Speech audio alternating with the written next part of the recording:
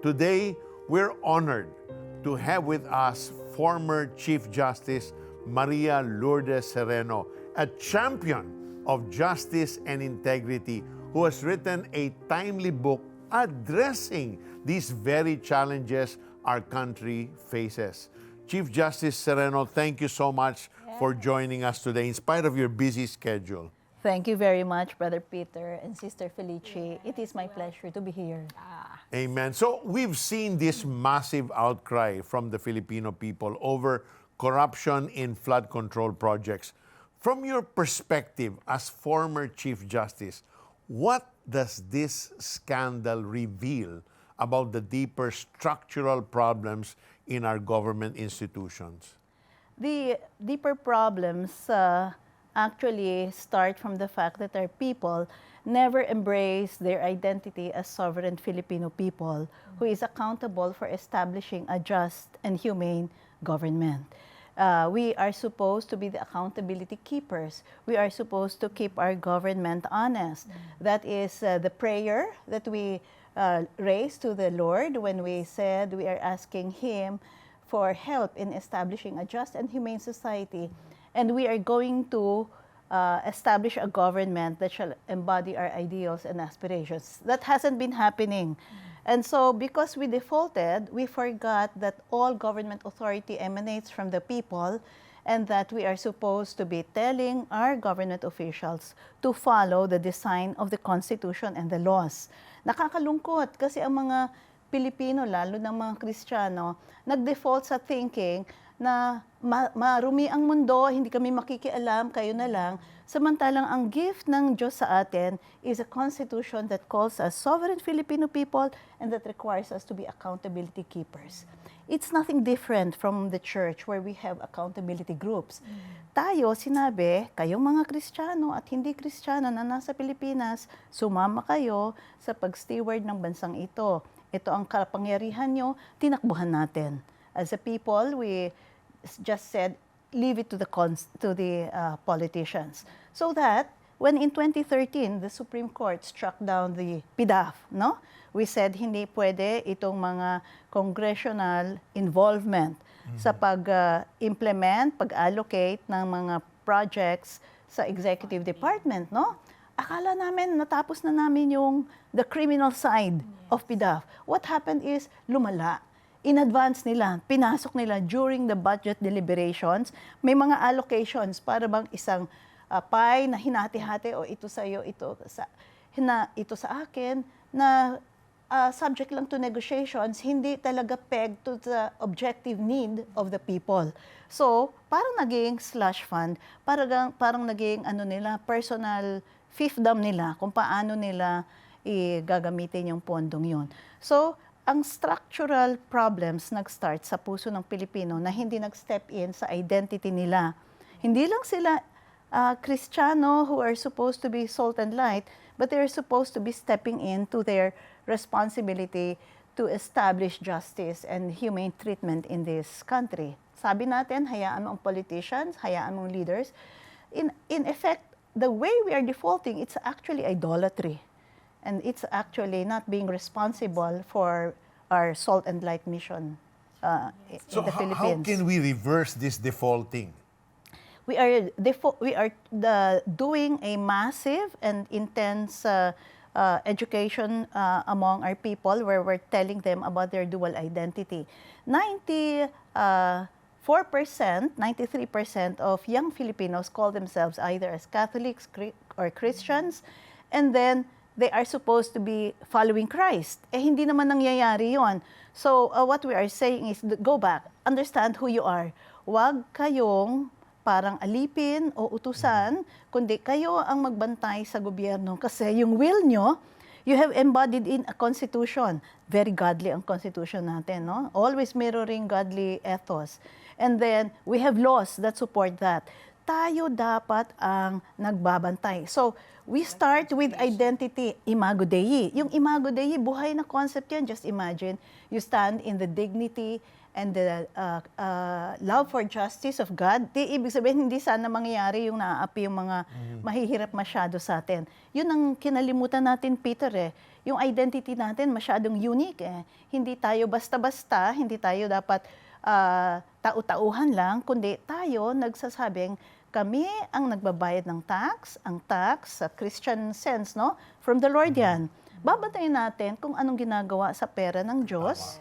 And then, we make them accountable. Kasi meron sa batas ang accountability, ang daming steps na pwede tayo mag-intervene as Christians, hindi natin nagagawa yon. So, kailangan massive education and reorientation of what it means to be a Christian in the Philippines. So, yun ang ginagawa namin. Full-time itong work na ito. So talagang it's really disseminating the information and relearning and unlearning because yung parang yung separation of church and state, parang that's what's in our mind. That's why we're kind of, ignoring We're carrying it too far. Okay. Tama.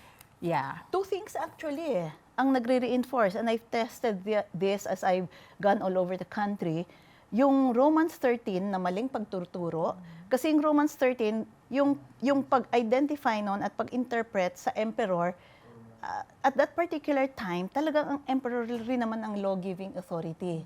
But in this point of time, ginawa ng Diyos na ang will niya para sa Pilipino is ibigay sa atin ang authority.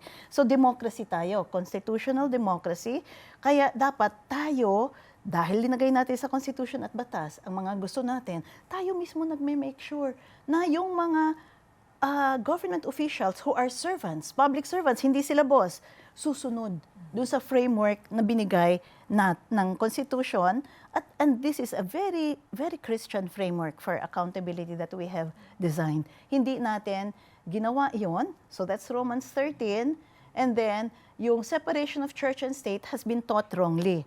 Yung mga enjoy sa Western secular thinking na ang separation of church and state means you cannot talk about God in the public sphere. That's so wrong. Kailangan nating basagin. Kasi from the preamble itself, it talks about an almighty God who is a personal God who we are praying to. So hindi talaga pwedeng i-ban ang public prayer if the preamble itself is a prayer.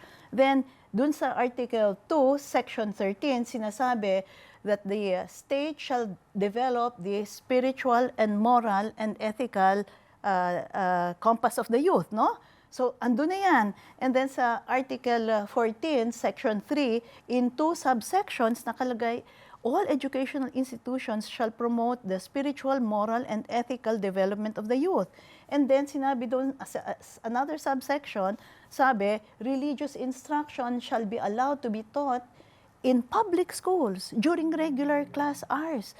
So, who is going to say na hindi dapat pwedeng pag-usapan ang Diyos at ang faith sa public discourse? Nobody can say that because the Constitution talks about it.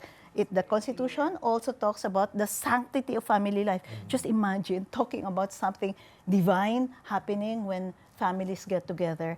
So, mali ang pagkaturo ng separation of church and state. That's what I'm talking about, especially in communities, especially involving pastors and church workers. Maling-mali po ang pagkakaintindi natin.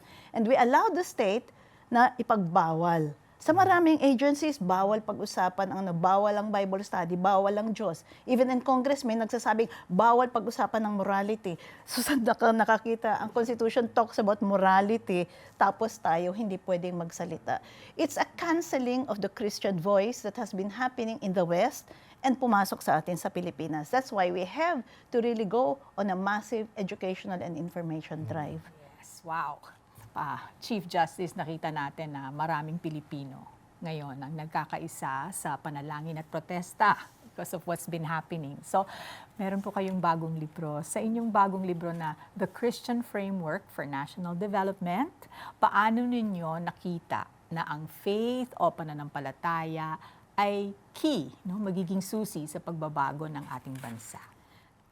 Well, starting from the Constitution's realization that you cannot have a society that is not recognizing the place of God. Unang-una, no? So, dito sa librong ito, pinapakita ko that the Christian worldview is the best framework for us as a country to develop. Paano yon? Yung, on the one hand, you have a strain of worldviews na nagsasabing, worship the state. That's statism. You know, some communist states, basically, i-worship mo yung elite, yung ruling elite nila, no? And some, on the other hand, worship man. Whatever he decides is right or wrong, there is actually no right and wrong. So man, the individual, is the object of the standard. And therefore, there is chaos, nothing but chaos there. On the other hand, when you talk about how the Christian looks at the world, he looks at his life as basically complete in Christ. Wala na siyang hihingin pa eh. Actually, ang Kristiyanong nabubuhay intensely in the love and contentment of God, hindi kayang i-bribe. Hindi kayang i-corrupt. No? So, when you say that you are living your life for Christ and for others, there is nothing remaining, kasi kompletong na nga ang buhay mo, but to give out of that love sacrificially. So, ang thesis ko dito sa libro ko, it is only when our democracy is sanctified by men and women who see that their rights are to be exercised for the good of others, that it can really promote human good without the chaos of unbridled liberalism or without the totalitarian control of statism. Christianity is the Christian energy, which is from Christians dedicating themselves to love God above all else and their fellow men as themselves, daily living out.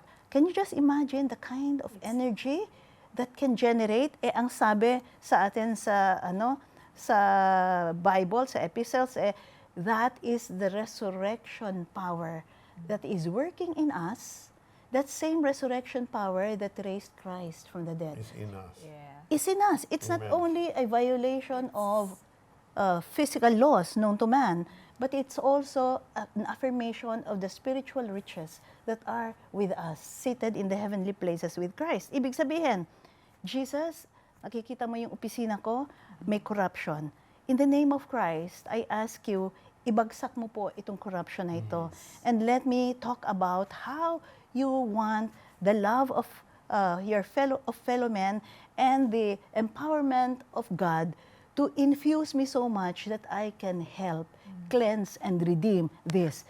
Because your mission and our mission is to redeem the darkness in this world. There is darkness in our office. Jesus, help me. I will pray. And sabi nga ni Bishop Desmond Tutu at ng mga iba pa, baka ikaw naman talaga ang sagot sa prayer na yon. You pray, and then you talk about how integrity is loved by Jesus, how it reflects the image of God that is in you, and you invite others to a fellowship of integral living. That is how we as Christians must participate in public life. Like they will be done in this office as it is in heaven. Yes, tama. Amen. So, Chief Justice, tama. did you derive this inspiration from somewhere or from someone? Sabihin na natin na from when I surrendered to Christ at the age of 12, I saw that surrender meant ang reality at ang worldview must be shaped by Christ's words. So it was important to me to immerse myself in the truth of scriptures. Ang ginamit ko munang basis talaga yung Gospels, the 4 accounts of Jesus' life, and then yung Acts, and then you go to the epistles for the interpretation after Christ left of the words that are reflected in the 4 Gospels. And then yung end, which is the goal of God, you see it reflected from Genesis. So when Genesis says that we are going to make man in the image of God, and that is the highest expression of creative love. So no creature has ever been honored as man has. So ibig sabihin, ididikit mo yon sa story ng Revelations when the New Jerusalem comes down, and you can see that God delights in His Imago Dei, being new creation, and standing up in the parade of nations where they proclaim the glory and honor of the nations. Nations yun eh. So dinidikit ko yan sa Matthew, sa Matthew 28, where Christ was talking about the Great Commission in terms of nations. So ang dream natin, tayo mga Pilipino, when the time comes when we are going to be called in the parade of nations, ilalabas natin, Lord, look, weak kami noon, but you had given us so many gifts. Ang dami kong ini-enumerate sa mga talks ko. But one of these is the Constitution. Unique masyado ito kasi biblical mirroring ito ng precepts mo on love. And we did not let go. We did not act like Esau did. Tinapon niya ang inheritance niya. But we did it. We stepped in courage. We stepped in boldness using the Constitution, the tools He had given us.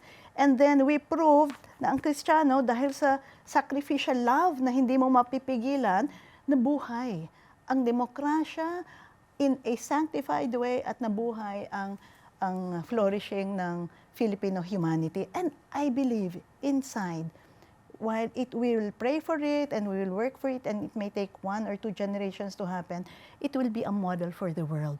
We have a message for the world. Kasi ngayon, yung world, masyadong yung division, sobrang nagtaklasya, no? To the point na sobrang violent. We are still given time, brother. And Sister Felici, may oras pa. So if we value redeeming the time, the days are evil, let's work tirelessly for the identity of Christians to be known even in the public square. Is that the reason why it is crucial for this generation to understand their role in national transformation, especially in the light of all the scandals and what we're witnessing today? Yes, kasi sila makikita mo, no? Ang pinaka-affected at pinaka-lumalabas in demonstrations, even in Nepal, and even in other countries, Indonesia, are the Gen Zers. So the Gen Zers have a strong affinity for issues of integrity and justice. But when they do it out of anger, apart from the redeeming message that Christ is offer, the tendency to have a bitter and angry heart will be there. And I have seen it dun sa mga mahal na mahal kong kasama kong mga democracy activists na hindi na-heal yung wounds kasi they did it in their own flesh. Oh, tama. Sabihin natin, while you fight for justice, just remember, justice is the work, ultimately, of God. Hindi natin kaya yan apart from God. That's why prayer and repentance, hindi pwedeng walang repentance. Kailangan. Yeah. Bottom line, there must be repentance. Must be there. From both sides. From both sides. Oo. Talagang, and then, sabi ni Lord na kailangan talaga yung accountability, buhayin natin.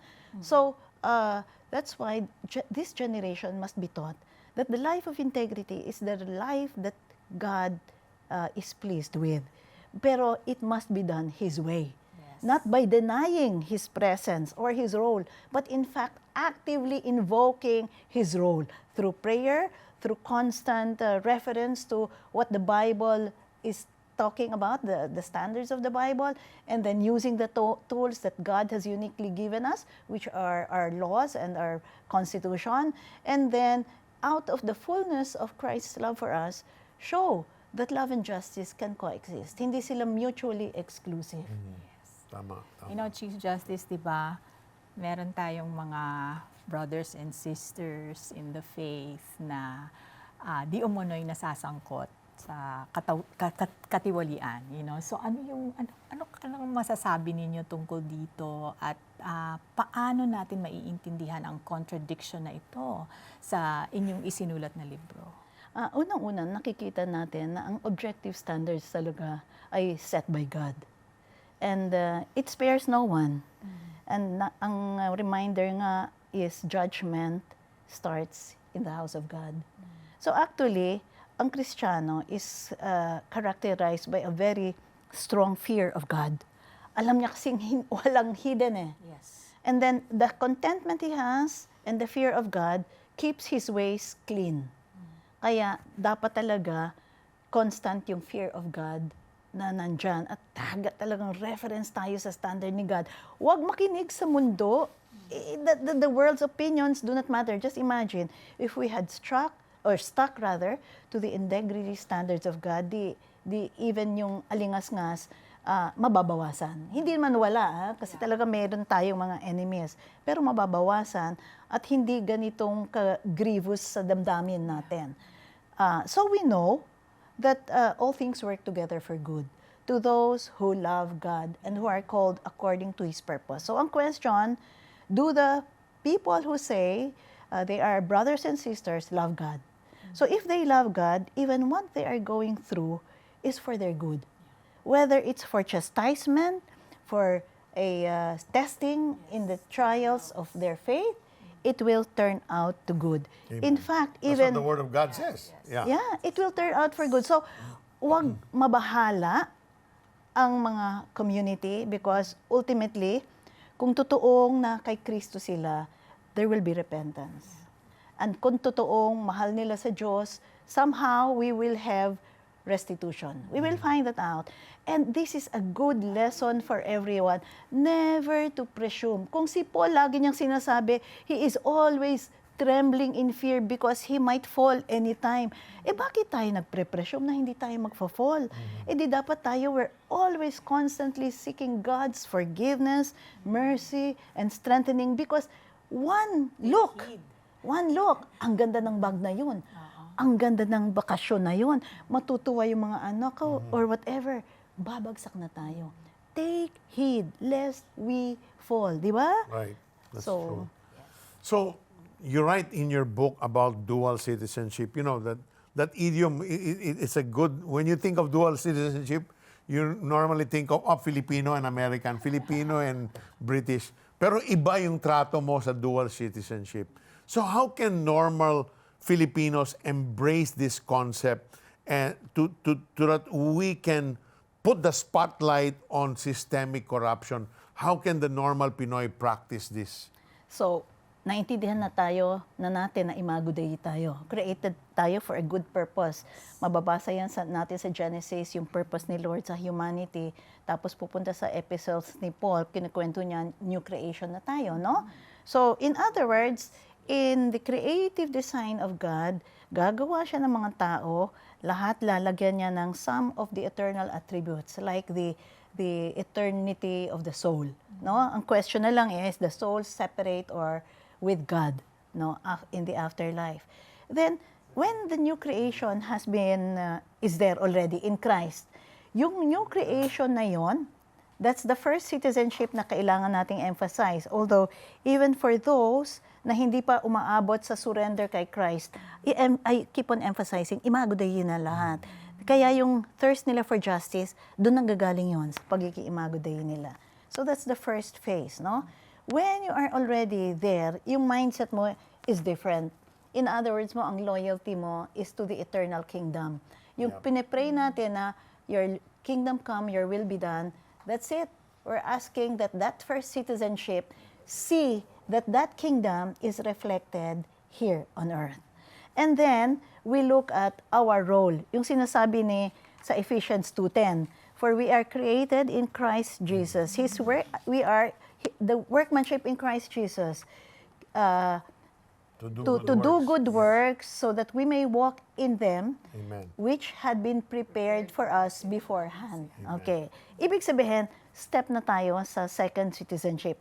Kung assured na tayo sa heaven, di ba wala naman tayo actually kailangan na.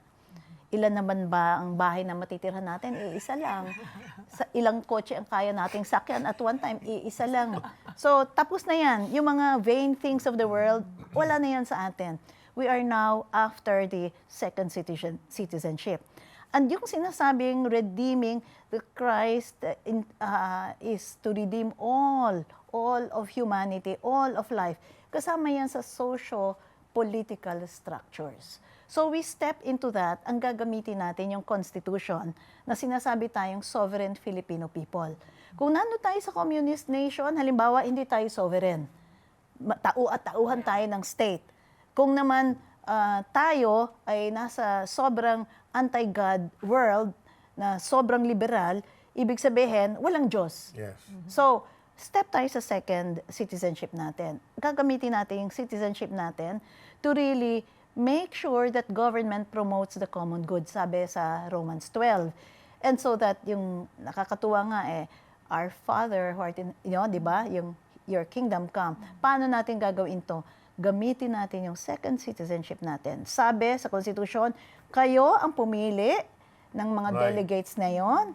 Kayo ang magbantay, Kayo ang mag-file ng kaso, kayo ang maglabas ng grievances nyo, kayo ang magbigay ng mga suggestions, kayo ang mag-push ng investigasyon, bantayan nyo yung mga Senate hearings at yung ICI, bantayan nyo kung paano hinahandle sa DOJ yung preliminary investigation, tingnan nyo kung ano yung ifa-file, kung maganda at mananalong kaso, bantayan nyo ang Sandigan Bayan or RTC kung saan man ifa-file yan, and then bantayan nyo ang korte na hindi dapat nag-compromise. Anong gagawin nyo? Constant reminder to the standards that we have set for ourselves. Constant reminders of what we are as a people. Kasi ang Diyos, ang plano niya sa Pilipino, hindi ganito. Kasi sobrang mahal niya. Just imagine how unique we are across Asia. Walang ibang taniman ng story of the cross of Christ for 350 years gaya ng Pilipino. Kaya yung Exodus, yung nasa sa passion natin, masyadong malalim yung concept of a God who comes down to save man. Walang ganong ethos, walang ganong malalim na psychology in any other Asian society. So madali tayong tumanggap ng mga katuruan from scriptures. Open tayo. Tapos may Bible tayo. And it's widely distributed. While we have the time, we have to get deep into that. And then binigyan tayo ng Constitution that encourages us to step out in faith and claim this nation for the good of humanity, and which we'll know, sabi rin sa isang part ni Paul, that those who are criticizing us will actually give praise to the Lord when He returns. Mababaligtad. Yung maiintindihan nila na ang buhay pala natin was really emitting such fragrance that the Lord may be known. So, yun po ang second citizenship natin. That's what we need to embrace. Our heavenly citizenship and with eyes focused on our leaders, that they do what is right and please God in every way. So, Justice Sereno, before we close, please tell our viewers how they can get a copy of that book. Ano yung title ulit? Ha? Christian Framework for National Development. Ayan. Yeah. Saan sila makakuha ng kopya? Friends, maganda hong basahin nyo ito kasi maraming mga practical tips dito. Hindi ko ho ginawang legal document ito kasi mahihirapan ho ang ating mga churches na magbasa ng mahahaba. Iba ho yung mga decisions ko at iba yung approach ko dito. Ang approach ko dito is senior high school to second year college, magagamit na ito ng gusto. So every pastor, every church worker dapat kaya na itong i-handle. May portion dito na kinontrast ko yung constitutional provisions with Christian beliefs. Nasa chapter 2 yon. So kumbaga may cheat codes na kayo. Pwede nyo nang gamitin kagad. And then, every chapter has a tip, a list of things that the ministry or the church can do. And then the list of things that we can push government to do, policy prescription. So, practical po ang aking approach. Even though yung malalalim yung mga truths na linalagay ko, for example, the Christian worldview, very, very deep ho actually ang theology at ang political theory behind that. Pero hindi na natin pagpapaguran yan. Instinctively, alam na ng Kristiyanong totoo yan. And because I wrote it, gamitin nyo ho, sabihin nyo si Chief Justice nagsabi, nandito yan, hindi naman ako nagpla-plagiarize at talagang kinopya ko yan talaga. Kinuha ko po talaga mula sa Constitution yan. And then, dun sa dulo, may mga how to use this book pa.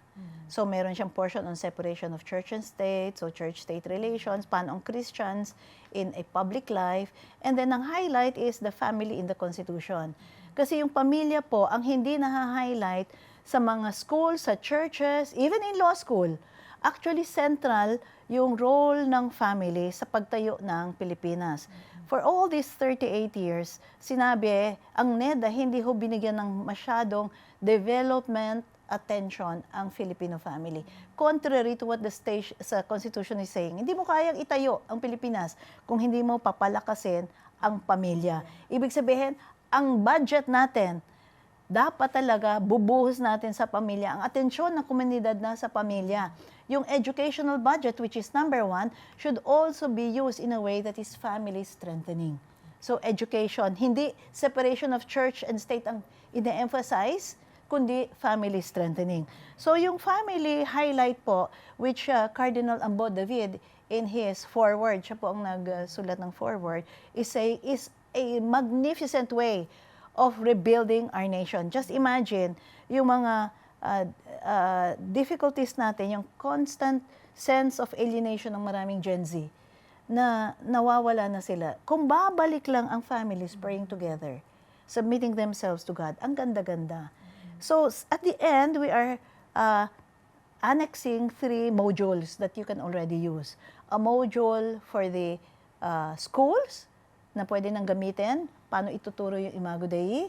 A module for families in nation building, which I am propagating sa iba't ibang diocese and in fact in many church fellowships. And yung third is a module for NGOs, how NGOs can look at their new light in view of this God-centric and pro-family and pro-community orientation of the Constitution. So, for practical use po ito, pwede nyong igamitin ng pang-Bible study yung portions niyan. And eventually, we will create podcasts and other enrichment materials para madikit ho lalo sa pag-shape ng ating life goals and ministry goals. So there you go. You can get a copy of this book in Sa Christian Framework for National Development Facebook page Ayan. na i-flash sa screen po. Yan. Mahaba po ang titulo ng ating libro, pero it connects with our identity in Christ, our need for a worldview, and then yung pinupuntirya natin na role natin as nation builders dito ayon sa konstitusyon, sa batas, at lalong-lalo na sa katotohanan ng salita ng Diyos. Amen. Amen. And it would have been wonderful to learn this when we were in school, Peter. Oh, but it's never too late. Yeah. Thank you so much, Chief Justice, for honoring us with your presence and extensively talking about the hope Yes. that our nation can have. Amen. Thank you so much. Thank you. We are enlightened ourselves. Amen. Yeah. Amen.